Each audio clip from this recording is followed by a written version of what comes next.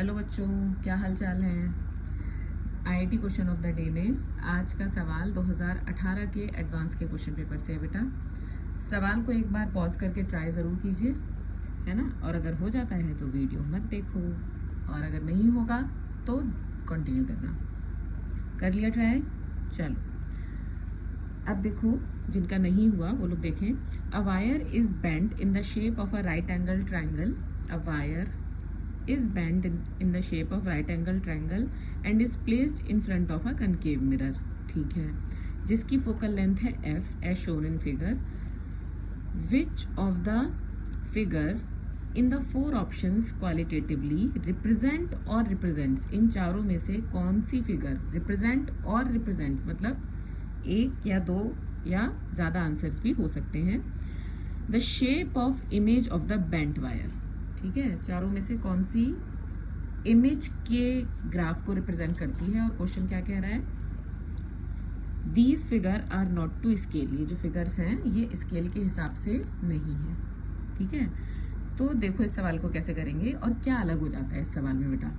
जो आप चैप्टर पढ़ते हो, जितने भी आपने चैप्टर में बातें पढ़ी थी ऑप्टिक्स में, उसमें पैरा एक्सियल रेज ली जाती है जब भी आप डेरिवेशन करते हो, है ना। यहाँ पर देखो, ये जो एंगल है ये 45 डिग्री दे रखा है, यानी कि एंगल स्मॉल नहीं है। अब अगर एंगल स्मॉल, क्योंकि ये देखो वायर है तो रेज यहाँ से भी आ रही होंगी, रेज यहाँ से भी आ रही होंगी, हर जगह से रेज चल रही है। तो जो रेज यहाँ से चल रही होंगी वो कितने डिग्री पर जाकर टकरा रही होंगी, 45 डिग्री पर। और 45 डिग्री एक छोटा एंगल नहीं है भाई, तो ये रेज पैरा एक्सियल नहीं हुई और क्वेश्चन अलग हो जाता है। और ये रेज हुई बेटा मार्जिनल रेज। अब इस क्वेश्चन को आप फॉर्मूला लगा के मैथमेटिक्स से भी कर सकते हो और रे डायग्राम के हिसाब से भी समझ सकते हो।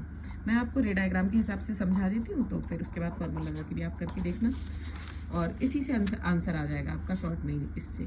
ठीक है, तो देखो ये है कनकेव मिरर, ठीक, और इसके आगे रखा हुआ था एक बेंट वायर, बिल्कुल सही। थोड़ा मैं इसको और बड़ा कर लेती हूँ। ये रखा हुआ है, अच्छा क्वेश्चन कह रहा है ये रखा हुआ है f/2 पर, ये वाला पॉइंट, और ये वाला पॉइंट है f पर, और ये एंगल है 45। आप समझ रहे हैं एंगल देने से क्या चेंज आया। हाँ, तो अब देखो अगर मैं वायर के इस पॉइंट की बात करूँ, है ना, देखो मैं कह रही हूँ इस सवाल को बहुत ज़्यादा मैथमेटिक्स लगा के भी कर सकते हैं, बट मैं इसको रे डायग्राम से कर रही हूँ शॉर्ट में। तो इसमें देखो इस पॉइंट से अगर मैं रेज लूँ तो एक तो रे ये चलेगी, है ना, एक रे ये चलेगी बेटा, ऐसे जाके टकराएगी। इस पॉइंट से भी जो रेस चलेगी वो भी ऐसे जाके टकराएगी। इस पॉइंट से जो रेस, इस पॉइंट से जितनी भी रेस चलेंगी, अगर मैं एक रे की बात करूँ तो, अगर मैं इस पॉइंट की बात करूँ तो ऐसे जाके टकरा रही है रे।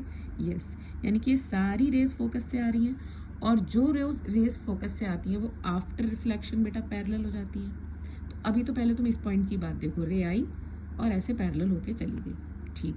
अच्छा, दूसरी रे क्या मैं ले सकती हूँ, ये पोल पे आके गिरी, ये लो। अब बेटा जो पोल पे आके गिरेगी वो उतना ही एंगल बनाते हुए चली जाती है, ये सबने पढ़ा है ऑप्टिक्स में। अब आगे बढ़ाने पे तो दोनों रेस कहीं नहीं मिल रही, देखो ये रिफ्लेक्टेड रे और ये भी रिफ्लेक्टेड रे, एक पॉइंट की बात की अभी मैंने, ठीक। तो इनको पीछे बढ़ाना पड़ेगा, तो इस वाली रे को बढ़ाया मैंने पीछे, है ना, और इस वाली रे को भी बढ़ाया मैंने पीछे, और दोनों ने एक दूसरे को यहाँ इंटरसेक्ट, ये डॉटेड बनेगी, ठीक है, हाँ, तो यहाँ इंटरसेक्ट किया, यानी कि इस पॉइंट की इमेज जो मिलेगी वो मुझे यहाँ मिलेगी। बिल्कुल सही बात है, हाँ बिल्कुल सही बात है। अब बेटा इसके जरा नीचे वाले पॉइंट की बात करो, क्या इससे भी दो रेस चलाऊं? एक रेस जो ये चलेगी वो तो यही वाली हो जाएगी कि जो फोकस से आ रही है वो आफ्टर रिफ्लेक्शन पैरेलल हो जाएगी। अच्छा, इससे दूसरी चलाना जरा, वो पोल पे गिराओ तुम फिर से, और जो पोल पे जाएगी वो उतना ही एंगल बनाते हुए वापस। अब इसको पीछे बढ़ाओ, डॉट डॉट डॉट यहाँ मिलेगी, बिल्कुल सही बात है। चलो एक और पॉइंट ले लो, एक और पॉइंट का देखो कहाँ, इससे आपको बिल्कुल आइडिया लग जाएगा कि कौन सा आंसर सही होगा। एक रे इससे भी यही वाली चलेगी जो आफ्टर रिफ्लेक्शन पैरेलल हो जाएगी, रिफ्लेक्शन पैरेलल हो जाएगी, और ये एक जाएगी पोल से, और जो ऐसे करके उतने एंगल बनाते हुए वापस। इसको भी जब पीछे बढ़ाओगे तो ये डॉट डॉट ये इस तरह से पीछे की तरफ, यानी कि जो इसकी इमेज होगी वो पीछे की तरफ इन पॉइंट्स में नज़र आने वाली है, ठीक है। तो ये आपको एक आइडिया मिला इस बात का। अब जरा चारों ग्राफ देखो आप, और आप देखना कि आपको तुरंत आइडिया लग जाएगा कि कौन सा आंसर सही है, ठीक। तो मैं आपके सामने ये भी रख रही हूँ और ये भी। अब मुझे बताओ कि फर्स्ट क्या फर्स्ट में अल्फा का कोई बात दिख रही है? यहाँ पे देखो एक लाइन तो पैरेलल जा रही है और इसका ये जो इमेज है इधर दिखाई दे रही है। ठीक है, तो फर्स्ट वाला तो कहीं से कहीं तक मैच नहीं हो रहा। देखो ये वाली लाइन दिखाई नहीं दे रही। मैं कह रही हूँ ना, इसको आप मैथमेटिक्स से भी कर सकते हैं पूरा, लेकिन अगर आपको जल्दी से आंसर पे पहुंचना है यहाँ पर, तो आपको बहुत सीधे सीधे यहाँ से आइडिया लग जाएगा। देखो ये वाली लाइन यहाँ मिलेगी ना, देखो ये डॉट डॉट डॉट डॉट ये मिल रहा है इसकी इमेज, ये तो इसमें मिसिंग है, तो ये तो हो ही नहीं सकता। ये ऐसे जा रही है तिरछी, ये भी पॉसिबल नहीं है, इसमें भी नहीं है बेटा। और ये अल्फा एंगल दिया हुआ है, उसका भी यहाँ पे कोई ये समझ में नहीं आ रहा है। ये जो लाइन है बेटा, ये इससे मैच कर रही है मेरे आधे रिजल्ट से।